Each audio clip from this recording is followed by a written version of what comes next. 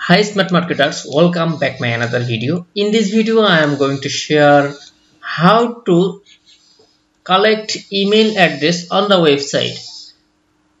Hello বন্ধুরা, আমি আপনাদেরকে দেখাবো কিভাবে যে কোনো ওয়েবসাইট থেকে ইমেইলগুলো কালেক্ট করতে হয় একটা ওয়েবসাইটের মাধ্যমে।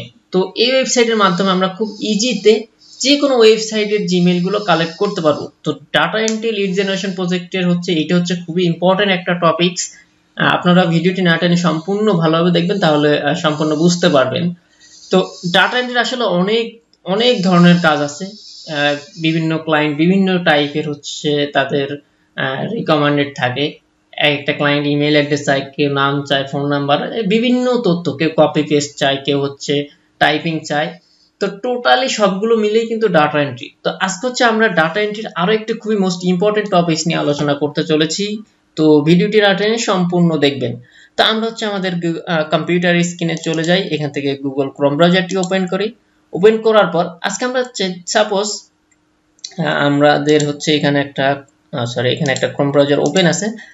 সাপোজ এইটা আমরা কত পর্বে দেখেছিলাম, এই যে ওয়েবসাইটগুলো আছে, কোনো ক্লায়েন্ট আপনাকে জাস্ট শুধু এই ওয়েবসাইটগুলো দিয়ে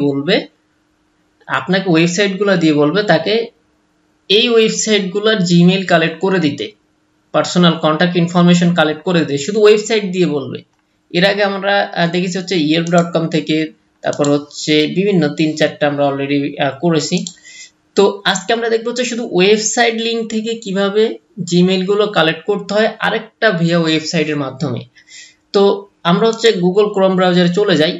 এখান থেকে আমরা সার্চ দেব MailDump, MailDump।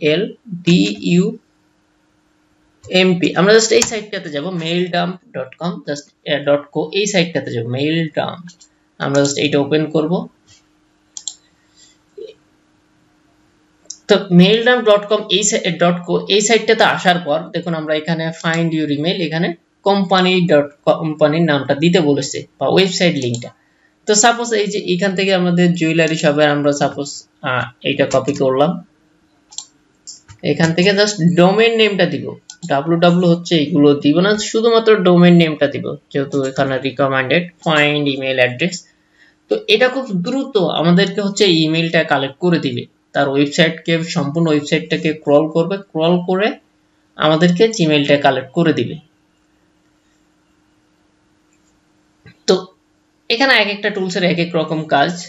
আমি বরাবরই বলেছি যে দেখুন ইমেল এক্সট্রাক্টর আবার এখানে অনেকগুলো, এই যে সে কয়টা আমাদেরকে 1টা 2টো 3টে 4টা টোটাল 4টা জিমেইল কালেক্ট করে দিয়েছে। কিন্তু ইমেল এক্সট্রাক্টর আমরা যদি এই ওয়েবসাইটটাতে যাই, সাপোজ আমরাই এর আগে যে ভিডিওটা করেছিলাম, দেখি ওপেন করলে এইটাই কয়টা পায় ইমেল এক্সট্রাক্টরে।